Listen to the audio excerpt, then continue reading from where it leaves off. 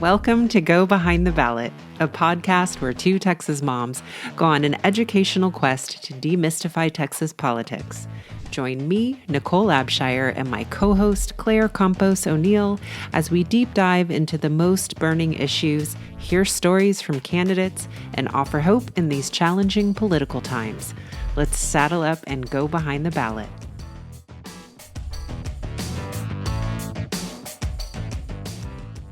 Hey y'all, welcome to this episode of Go Behind the Ballot. I'm Claire Campos O'Neill. And I'm Nichole Abshire. Thank you for joining us today. This is our mini episode, our Thursday mini episodes. And we just wrapped up our Culture Wars series. So if you're curious about what gender identity is, or abortion, or critical race theory, or any of those hot button issues, go back and listen to our previous shows because we provided some incredible content where we spoke to guest experts who really got into the definition of these things and then how they are playing out at the state legislature and like what kind of bills are being impacted by critical race theory and like what actually is our abortion law here in Texas.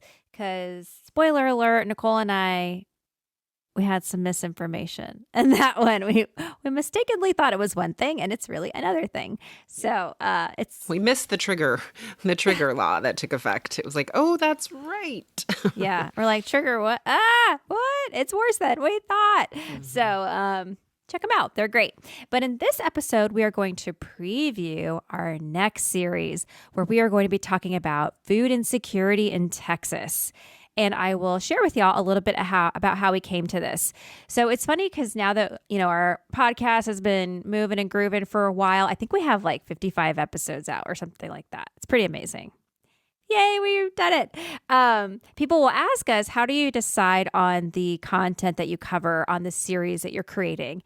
And I was like, well, it kind of naturally feeds into one another. Like we started with public education because that's sort of how I came to run for office, how I guess came to activism. For me, that's something that I always find myself interested in returning to and wanting to learn more about.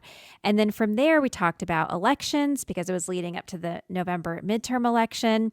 And then we transitioned into culture wars because it felt like with the state legislature coming back for their session, the 88th session, a lot of these culture wars issues are going to be the headline on the headlines, front of mind for people. So we're like, let's understand these.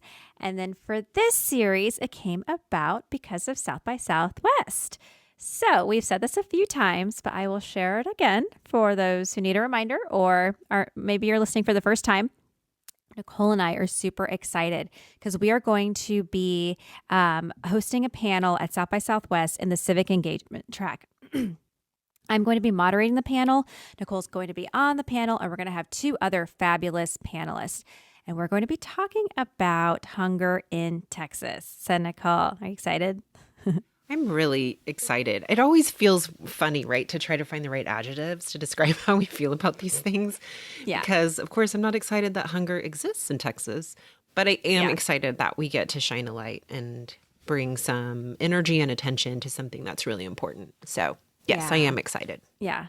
I think of, well, again, hunger in America, the fact that it's so prevalent and pervasive, not happy about. But being a part of South by Southwest, very happy about. The meme that comes to mind for me is the little Kermie where he's like, like that's how I feel about it. I'm very excited. So we're going to share a little bit about our panel, and then we're going to share with y'all about some of the episodes we have planned. So obviously, not everyone who listens to this is going to be able to make it to South by Southwest. As a matter of fact, this is going to be Nichole and my first time officially attending.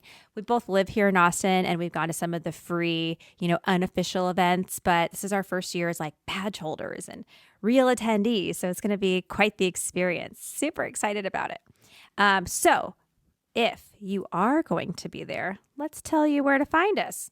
So our panel is going to be Monday, March 13th from 11:30 a.m. to 12:30 p.m. And we are going to be at the Hilton Austin downtown. I think this is like right by the convention center.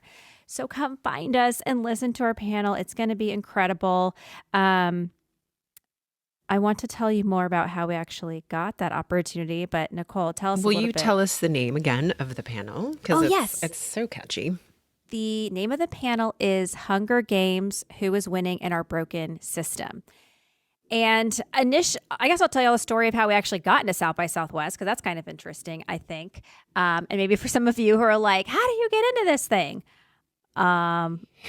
Here's a little bit of a pathway. God smiled at us. Like, I honestly don't know, but we got lucky.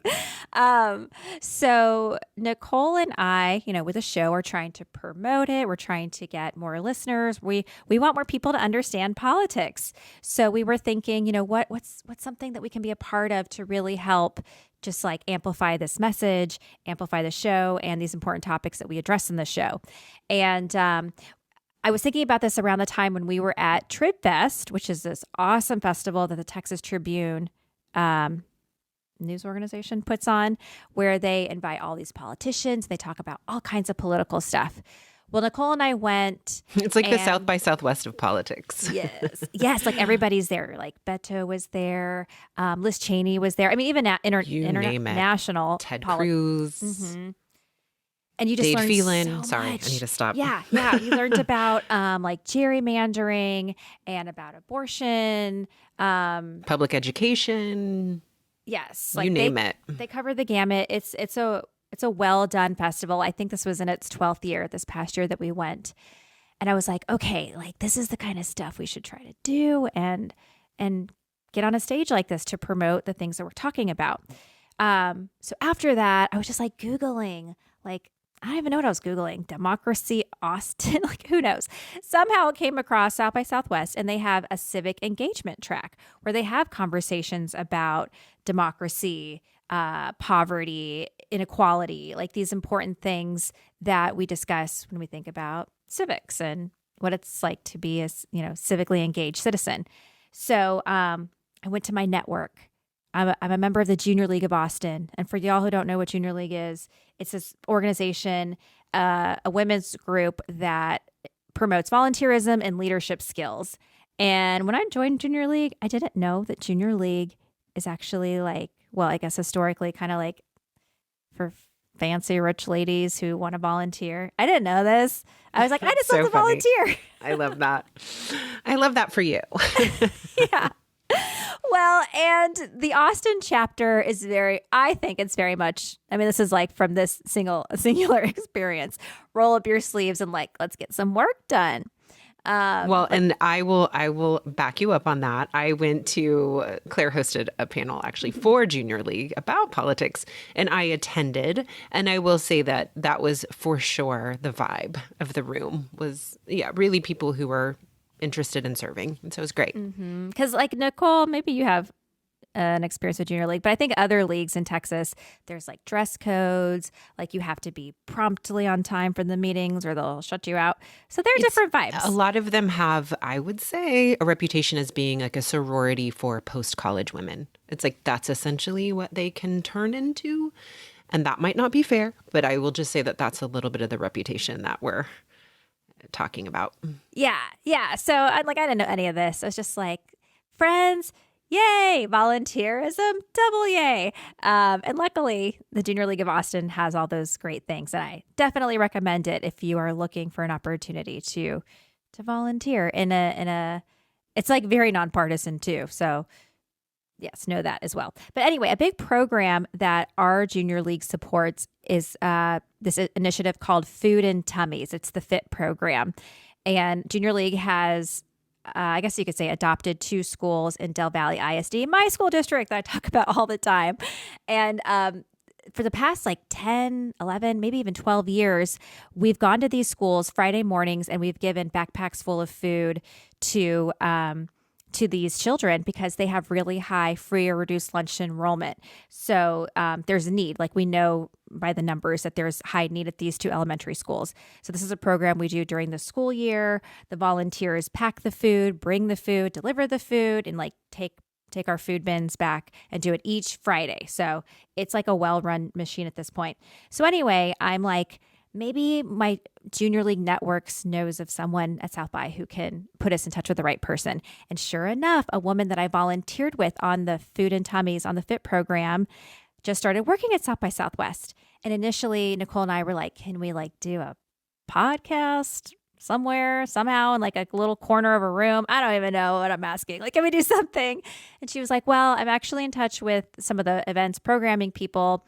And I talked to her about our work with FIT, which I'll be interested in doing something around food insecurity. And we were like, we'll talk about whatever you want us to talk about. But of course this, because we have that personal experience with it.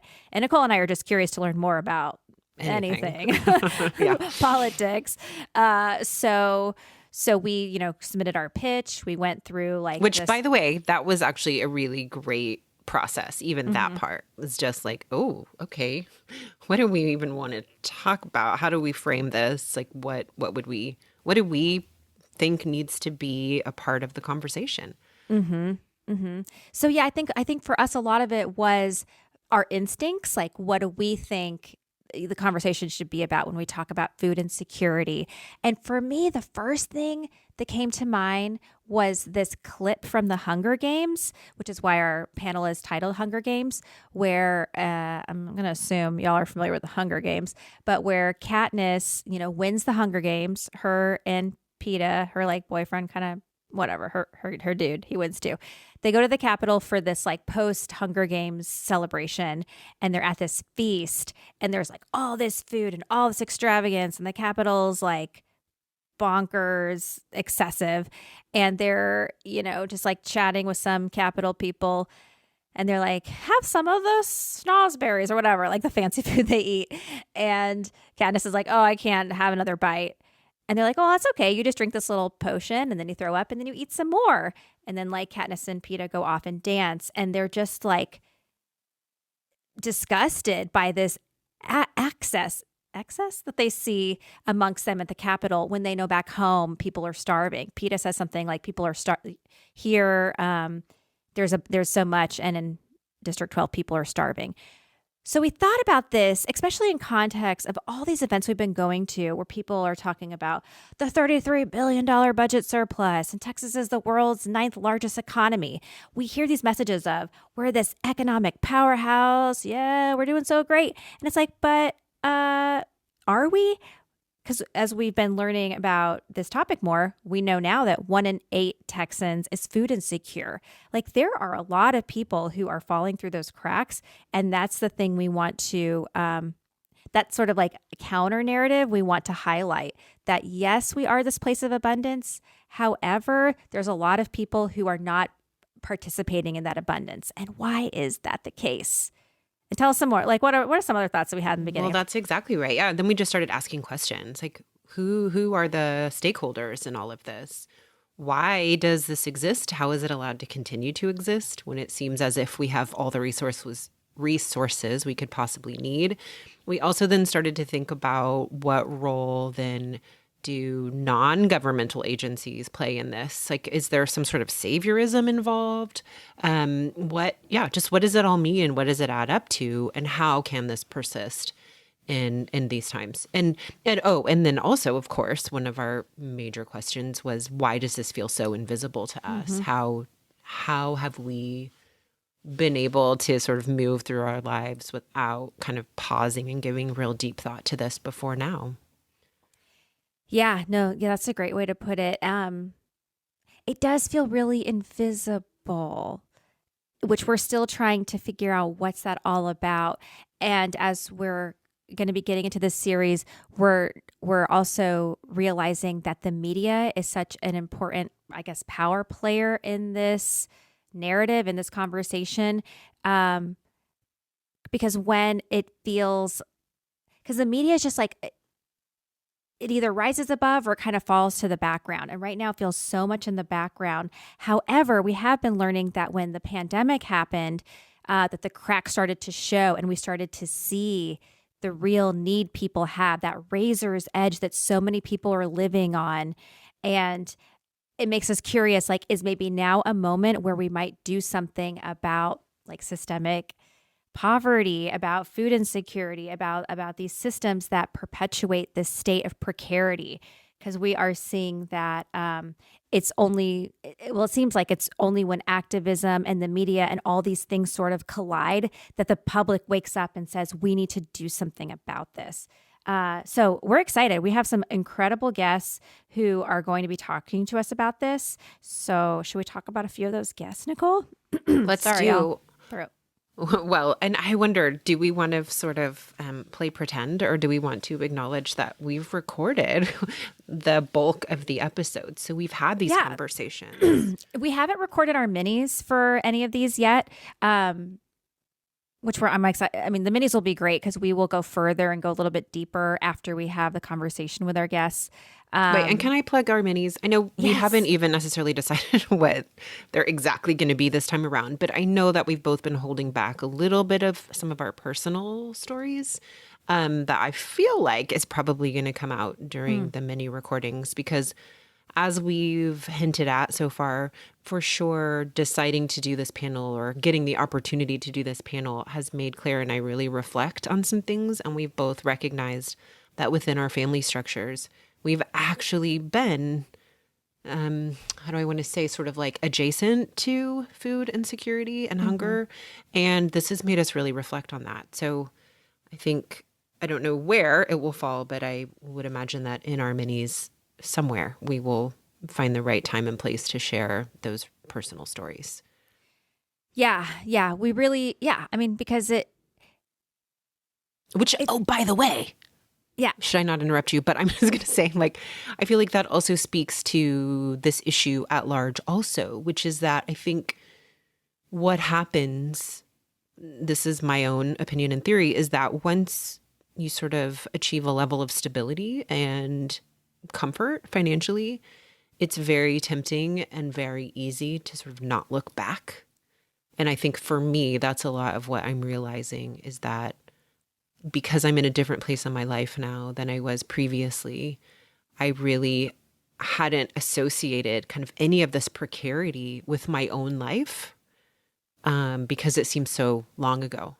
But I think it's really important, and this has really shown me that it's important to sort of stay in touch with that and recognize that just because I no longer have that experience, that it is still very present for a lot of people. Right. And I'm sure a lot of people that we're closer to, and we don't really realize the extent of that.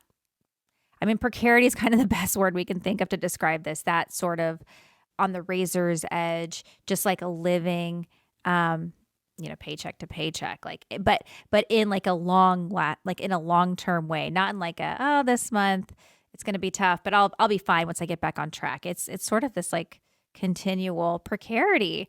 And I mean, and even talking about this series and our past histories, I'm sure we'll have some mini episodes where we talk about how our family has benefited from these government programs. And it's great because we're going to be talking to a historian in this series, and how it's like, well, what if those programs weren't there? What would my life look like now? Because my parents weren't able to access, the food that they needed at the time, or the government housing, or whatever it was. So yeah, it's really interesting how this series is making us reflect back on the history of food hunger in Texas, but also our own histories. Maybe not our own personal, but my family's. That like you're saying, like that adjacent sort of secondary family history. What is that about? And how is that informing the way I relate to food, or my mom might, or my grandma? Like, it's these things that we just put out of mind. And it's like, why? Why do we do that? So it's going to be good to get into. I mean, it's already, it's going to be good, folks. You're going to want to make sure you listen to this. I really think, it will open people's eyes and hearts and minds to something that, again, may not be top of mind, but is something that we all ought to be paying attention to.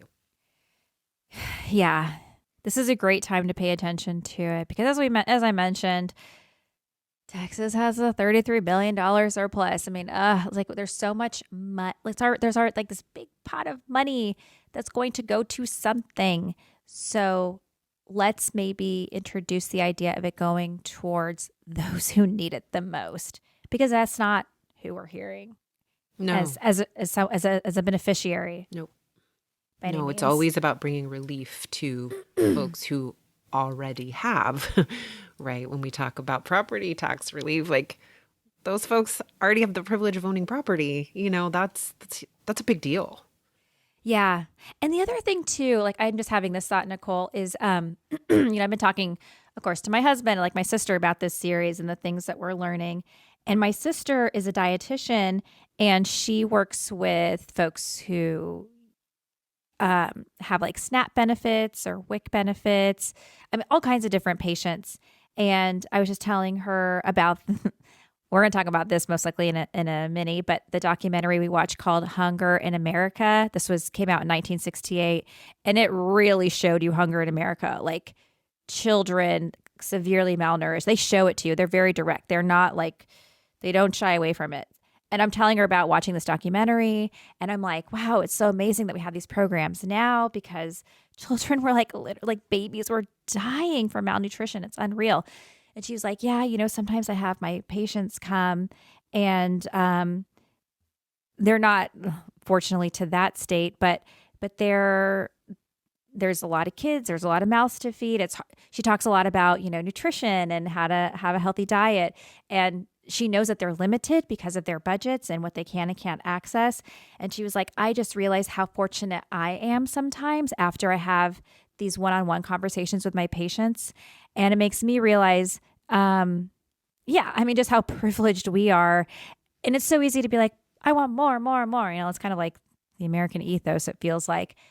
But it's like, we're good, we're so good. And more people should be in that place. Exactly. If we could just spread out the abundance, right? Yeah. And this isn't designed to make us feel bad or feel overly guilty. It is just to bring awareness and maybe start to rethink how we view plenty and how we view abundance, and realizing that we could bring more stability to more people and still maintain a really lovely way of life. Absolutely. Yeah. Yeah. So let's do a quick rundown of some of the guests we have scheduled so far. So we are going to be kicking off this series with Adam Johnson, who is the co-host of a really fantastic podcast called Citations Needed. Adam was a great person for us to speak to about this because his podcast really looks at the way media influences our public policy, the public perception of things. So we were just curious about what do you see as our perception of hunger, and how is the media structured that narrative? And Adam is so smart. He's like very heady. You can tell there's like a lot of things going on in his brain at once, and he reads a lot. And I'm just like, I need to stop watching so much TV and probably go read more. But he just laid a really good foundation to introduce this conversation and pulled at a bunch of different threads. So I appreciated that he spoke with us. And if you want to sort of like level up, I would definitely listen to his podcast because they talk about all these things that lead to the state of precarity many Americans find themselves in, whether it's, houselessness. Is that how we say it? Yes, I think that is correct. Right. Yeah. This is a discussion for another time, right? But yes, I think it is officially unhoused or houselessness, or yes. Yeah. I want to try to use the correct language. And we talk about language in this series about is this food insecurity? Is this starvation? Is this hunger? What is it? Because words matter and they carry different connotations with them. But they talk about, people who are unhoused, about hunger, about labor and capitalism and all these things that create this system that we currently live in. So highly recommend that episode and his podcast. And then Nichole, tell us about one of our other guests. So we also spoke to, I'm trying to think of where to go next, but Lawson Picasso, who is, well, she's a lot of things, right? She is an advocate. She has a lived experience being food insecure and being unhoused. She is a Texan. She lives in San Antonio. She's a really great voice for really showing what this issue looks like now for many people. And she helped me really understand how this exists such invisibility. I think that the way that she shared her story really made me see, oh, you could be in relationship with somebody and potentially have no idea the way that they're struggling. Mm-hmm. And so she's such a great person for really demystifying, I think, what precarity looks like now. She's Totally. not in that position now, but it wasn't that long ago. So Mm-hmm. And she also recently presented at the White House Conference on Hunger, Nutrition, and Health. This was an event that the Biden administration held.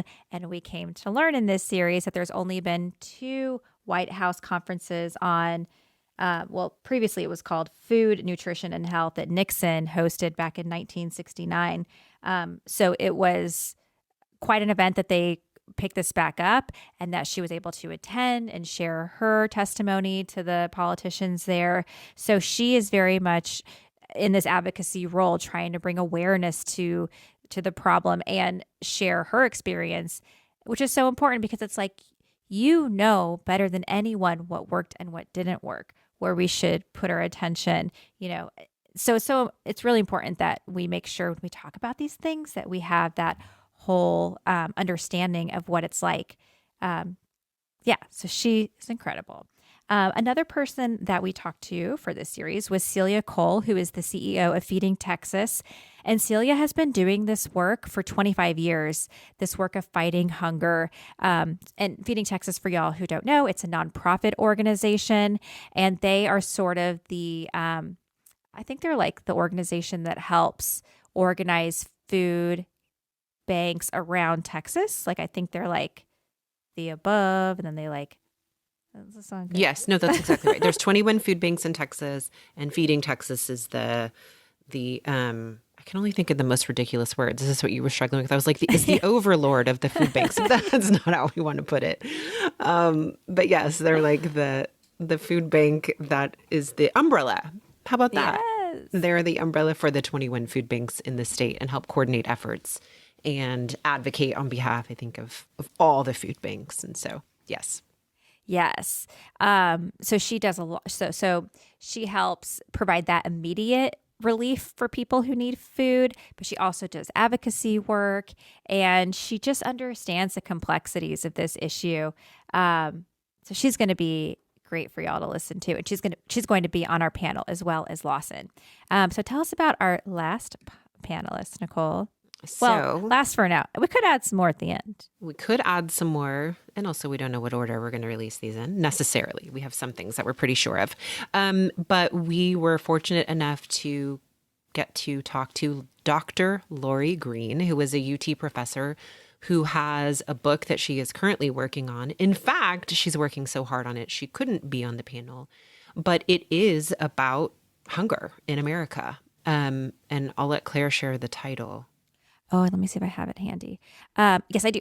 Okay, so her book that she's working on is called The Discovery of Hunger in America, a Site of Public Crisis of Race, Health, and American Democracy. And she's such a wealth of knowledge.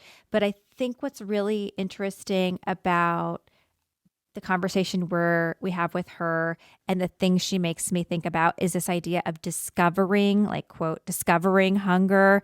Like, oh, I never, like, it's been there. But the discovery being when it becomes top of mind for politicians, for the public, how that discovery, that's when it leads to these big changes that we see in policy. And there's people behind the scenes pushing it. And it's just like this, what's the word? It's just this like crashing of events that makes it rise to the top. And I just keep wondering, like, how do we make that happen again? And she would probably say, you can't like plan history. I don't know what she would say. Yeah, I don't know what she would say either. But I think one thing that she would talk about, which has been super eye-opening for me, and what you just alluded to, is the idea that there are always activists behind the scenes. And so, yes, these things rise to the surface and it almost seems accidental or by magic. But the truth is that there is 9 times out of 10, there's going to be a trail of the work of activists that made that possible. So, Yes. Really, that was such a big light bulb moment for me learning that from, I just call her Lori. I just made her my friend, but Dr. Green is maybe how I should address her. Yeah, and we can't wait for her book when she finishes it and it comes out, because we know it's going to be incredible, especially just from the conversation that we were able to have for the podcast. Well, and we got to read a chapter that she contributed to somebody else's book about the war on poverty that talks about hunger in Memphis specifically. And I mean, it was so educational and important. Mm-hmm. Yes. She's shared other articles with us that she helped contribute to. So I get the impression she's just very generous with sharing her knowledge. We appreciate that, because that's how we get it out to everybody else, is by having the experts guide the way for us. So we're really excited about this series. And if y'all are listening to this mini and you're like, ooh, you know what you're missing or what blind spot you might have, let us know. Because in this discovery ourselves, as we're discovering food insecurity in Texas, I kind of hate to say it, but that feels like what's happening.